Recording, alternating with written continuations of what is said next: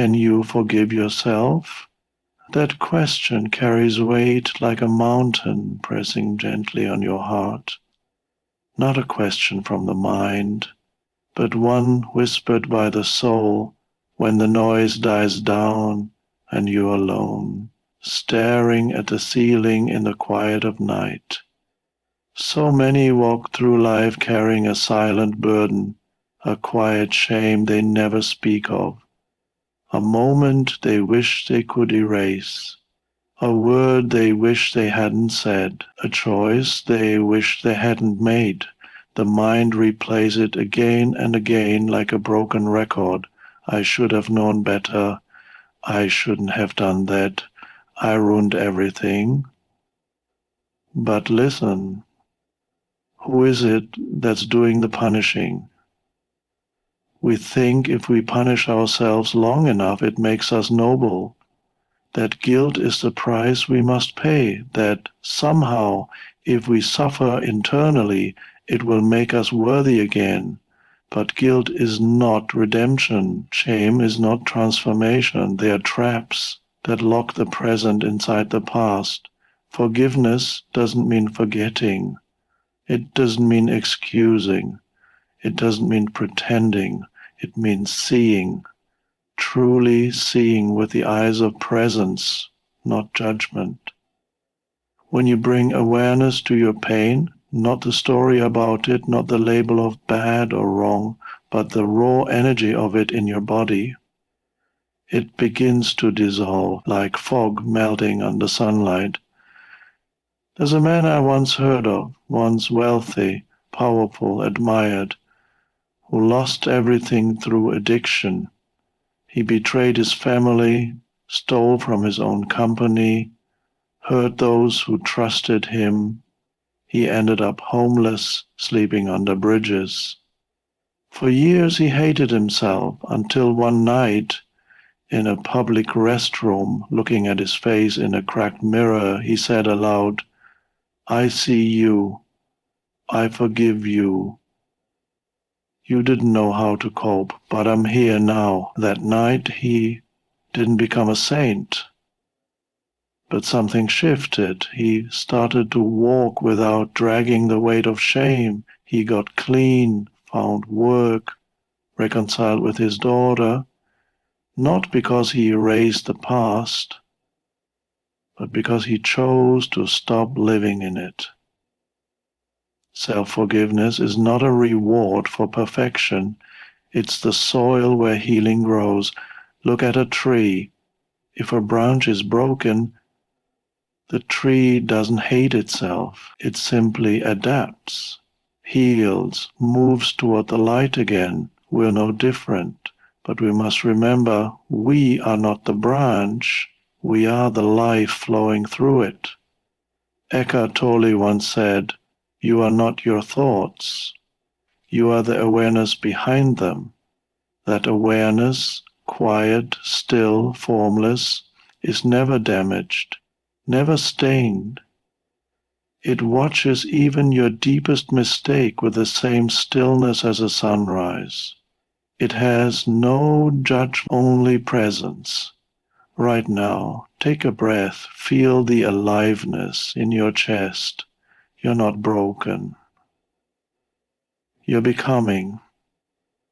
And maybe, just maybe, the very thing you regret was the door through which your real self could finally enter. Can you forgive yourself, not because the past didn't happen, but because you're here now, fully here, and that is enough.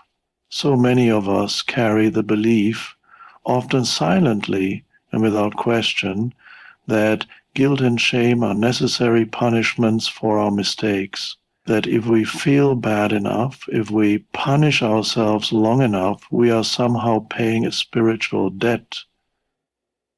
We believe that suffering internally is a sign of accountability, that it makes us more noble, more humble, more deserving of redemption. But guilt is not the currency of transformation. Shame is not a sacred pathway to growth. They are not acts of courage. They are acts of self-abandonment. The mind has a way of holding on to guilt like a relic. It tells us you can't move on until you've felt bad enough long enough. But what it doesn't realize is that this endless loop of remorse doesn't cleanse, it corrodes. It doesn't heal, it freezes us in time. The guilt becomes our identity. The mistake becomes who we are. And in doing so, we lose our connection to the present moment. We lose access to the one place where change is actually possible. Here now, you might think guilt keeps you from making the same mistake again, but in truth, guilt keeps you tethered to the very moment you're trying to grow beyond. It's not a motivator, it's a weight, like a person trying to swim with heavy chains around their ankles. It doesn't help them cross the river, it pulls them under. What creates true transformation is not shame, but awareness. Awareness brings clarity, and clarity brings choice. You cannot choose to do better if you are too busy condemning yourself for not already being perfect. Imagine a child learning to walk. They fall again and again. We don't scream at them. We don't say, "What's wrong with you? How could you fall? You're a failure." We encourage them, we help them up, because we understand that falling is part of the process. So why don't we show ourselves the same compassion when we stumble in life? Why do we treat our own pain as deserving of punishment instead of tenderness? True accountability is not about wallowing in guilt. It's about presence. It's about asking, what did I not see? What was I avoiding? What part of me was in pain and trying to cope the only way it knew how? That's not an excuse. That's understanding. And understanding is the foundation of change. You cannot transform what you hate. You cannot evolve what you condemn. Only through compassion can you meet the parts of yourself that made the mistake and guide them into the light of awareness. The paradox is that the more you shame yourself, the more stuck you become. But the moment you look at your guilt, not to analyze it or argue with it, but simply to witness it with stillness, it begins to lose its grip. And in that space, where shame begins to dissolve, something new can grow. Not denial, not avoidance, but truth, presence. And from that still, sacred space, real transformation begins. You are not your past. You are not the sum of your mistakes, not the echo of every wrong turn you took, not the worst thing you ever did, or the pain you once caused. But it's easy to forget that when the mind keeps replaying those moments, like an old film looping endlessly, it whispers, "This is who you are now." And because it's familiar, because it's loud, we believe it. We start to wear our past like a skin, thinking it defines us, thinking it's permanent. But that is not the truth. You are not the story, you are the awareness in which the story unfolds. There is something deeper in you, something that was never touched by any event, never damaged by any failure.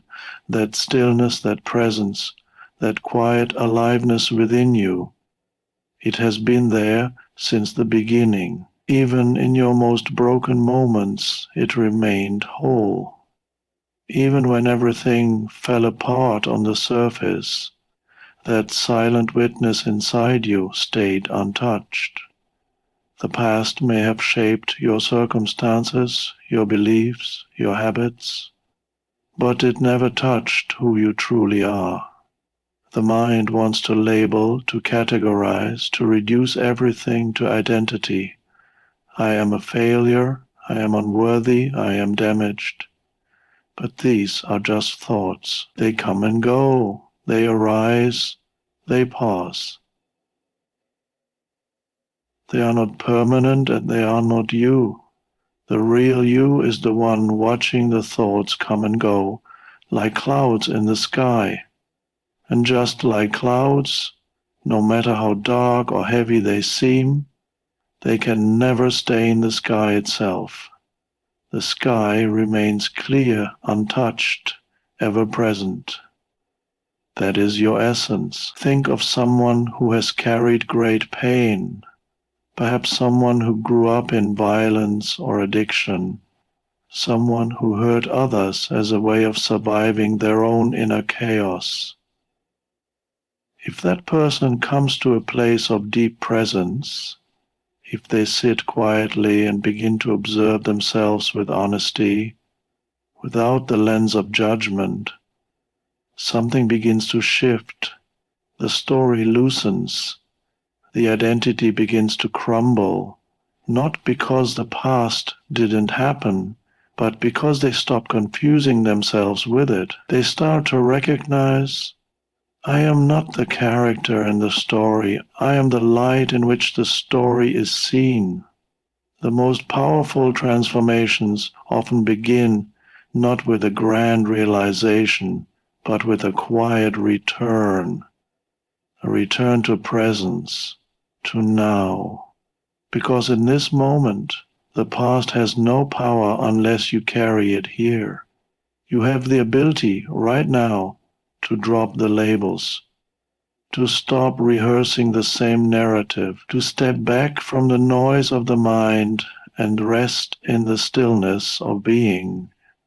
That stillness does not judge you. It has no opinion about your past. It simply welcomes you completely as you are. And from that place, not of who you were, but of who you are, you can begin again, not by changing the past, but by no longer mistaking it for your identity. You are not what happened to you. You are not what you've done. You are the presence that remains when the story fades. Healing doesn't happen through judgment. It happens through presence. The mind wants to fix, analyze, and dissect.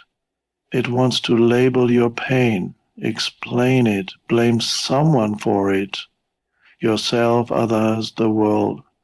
But true healing begins the moment you stop judging your pain and start feeling it, not as a thought, not as a story, but as a raw sensation in your body, in your breath, in the stillness beneath the noise. Most people avoid their pain by thinking about it. They confuse analysis with healing. They say, I'm processing, but what they're really doing is rehearsing the same story again and again from slightly different angles. Why did I do that? Why did they say that? I should have known better. I should have walked away. I ruined it.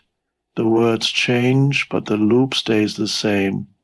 There is no stillness in that space. There is no peace, just mental noise dressed up as insight. To truly heal, you must come out of the mind and into the body, into this moment. You must notice the tightness in your chest when you think about what you regret, the heaviness in your stomach, the tension in your throat. That is the pain asking not to be judged, not to be fixed, but to be felt. That is where your freedom lives, not in changing the past, but in your willingness to fully feel what the past left behind. No resistance, no story, just presence. When you meet your pain with stillness, something beautiful begins to happen. It softens. It begins to unfold like a tight fist slowly opening.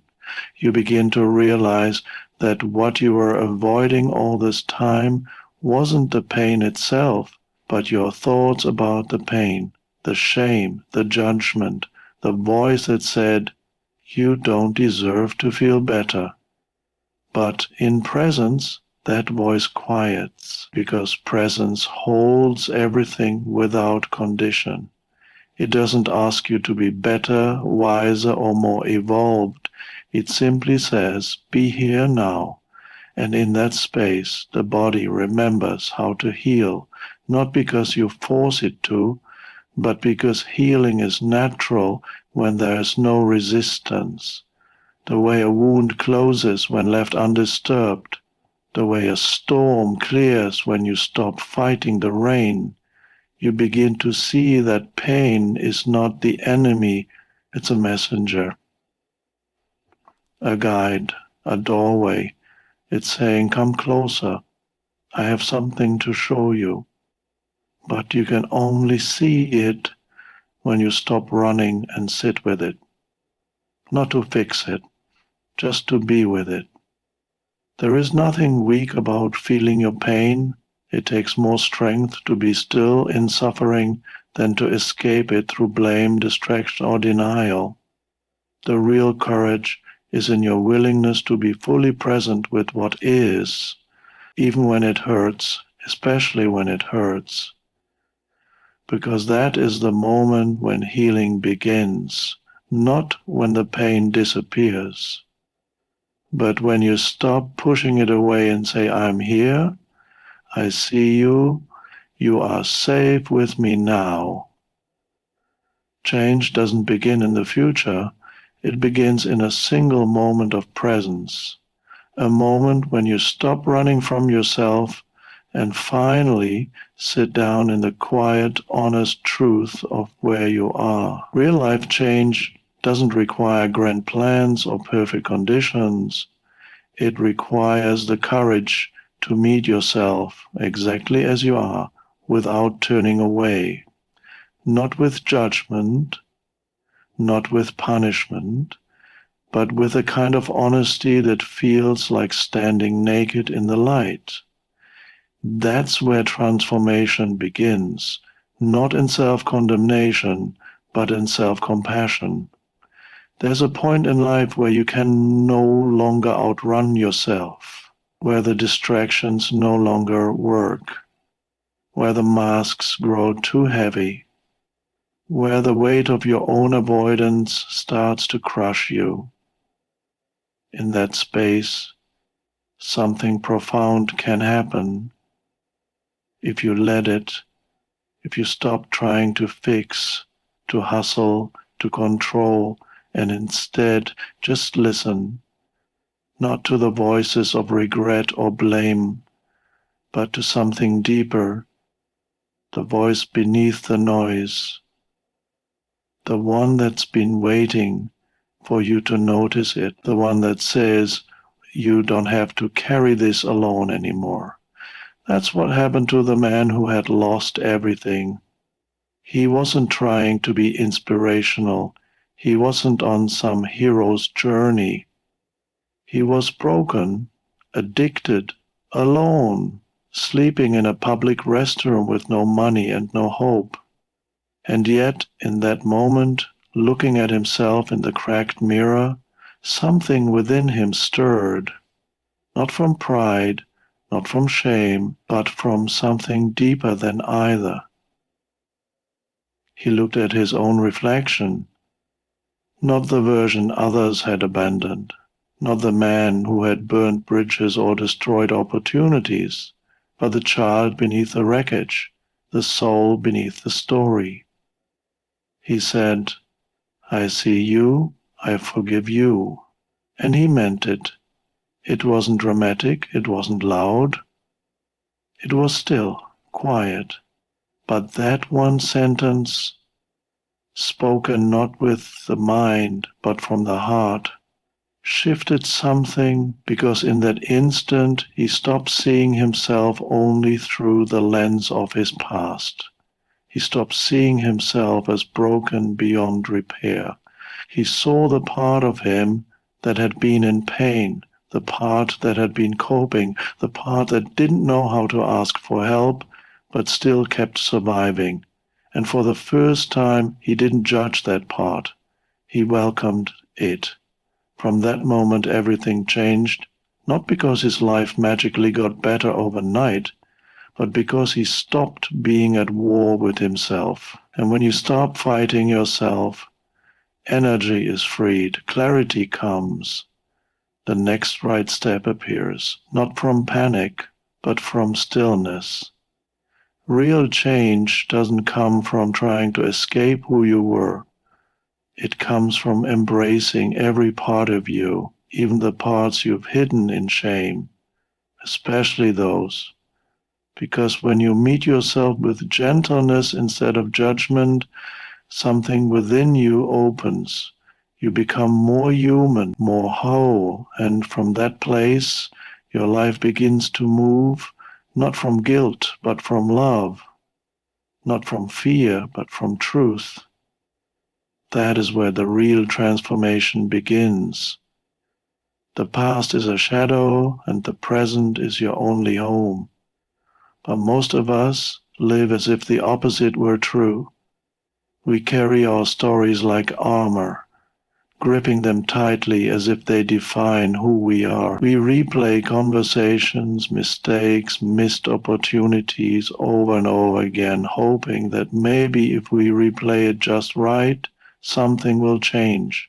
But nothing changes, because no matter how vividly you relive the past in your mind, it remains unchanged. What does change is your experience of now. It becomes distant, foggy, unreachable. And yet the only place where life ever truly happens is now. We often say things like, I can't move forward until I make peace with my past. But what if that peace doesn't come from resolving the past, but from stepping out of it altogether? What if the freedom you seek isn't buried in a memory or locked in an apology that never came? What if it's already here, quietly waiting in the present, obscured only by your refusal to let go of what was? The truth is, the past has no power except the power we continue to give it. It's like dragging a suitcase full of old clothes through every room you enter, refusing to set it down. You're not even wearing those clothes anymore, but you keep carrying them just in case someone asks, just in case you need to prove that you've suffered, just in case you forget who you think you are. But that suitcase is heavy, and it's not your identity, it's your history. There's a difference. Imagine trying to drive a car while only looking in the rear view mirror. You'd crash, not because you're not trying, but because your attention is fixed on where you've been instead of where you are. That's what happens when you live in your past. You crash into your present. You miss what's unfolding right in front of you. The opportunities, the connections, the quiet moments of joy, because your gaze is fixed on something that's already over. This doesn't mean the past is irrelevant. It shaped you, it taught you, it brought you here, but it was never meant to be your dwelling place. It was meant to be a teacher, not a prison. The lesson is not to stay in the pain, but to grow through it and then move on, not in denial, but in truth. And truth only ever exists in the present moment. When you stop letting the past dictate your worth, your choices, your identity, you reclaim your power. You remember that you are not what happened to you, you are what you do now. Every breath, every heartbeat, every moment of awareness is an open door to freedom. Not because the past disappears, but because it no longer controls you. Right here, in this very moment, you have a choice: to keep dragging the story or to set it down. Not because you're erasing anything, but because you're finally ready to live. And the only place life is ever waiting for you is here, You are not broken, you are becoming. And there is a quiet power in those words that the mind may not understand, but the heart feels instantly. We live in a world obsessed with perfection, constantly measuring ourselves against impossible standards of who we should be, where we should be, how flawless our journey is supposed to look. And when we fall short, as we all do, we begin to believe there's something wrong with us, that we're defective, that we've failed some invisible test of worthiness. But you were never meant to be perfect. You were meant to grow. And growth is not a straight line. It is messy, non-linear, often painful, but it is sacred. The very idea of being broken is just a story told by the mind. It's language that attempts to make sense of pain, of loss, of mistakes, but it's not the truth of who you are. A broken thing suggests something that has lost its value, but you haven't, not once, not even at your lowest. You have felt lost, yes. You have been hurt, yes. You may have caused pain, made choices you regret, said things you can't take back, but beneath all of that, something deeper has remained untouched, something within you that is whole no matter what happened. Even your most painful experiences are not signs of your brokenness. They are signs of your aliveness. You were there. You felt deeply. You were trying in your own way to survive, to make sense of the world, to love, to be loved. It may not have looked graceful and it may not have gone the way you hoped, but you were not failing, you were becoming. Becoming someone who now sees more clearly, feels more deeply, and knows, perhaps for the first time, the value of compassion, especially self-compassion. Sometimes it takes a moment of deep despair to awaken something real, like a forest fire that clears space for new growth, like a shattered mirror that allows you to see past the reflection. It's often in those moments when you feel most lost that your true self begins to rise.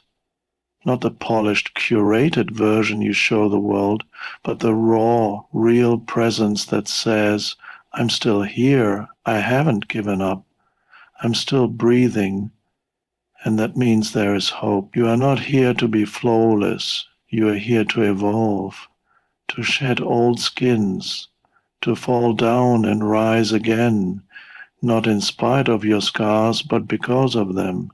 You don't have to be fixed because you are never fundamentally broken. You only have to return to the part of you that never left, the part that watched every chapter of your story with patience, with love, with silent strength.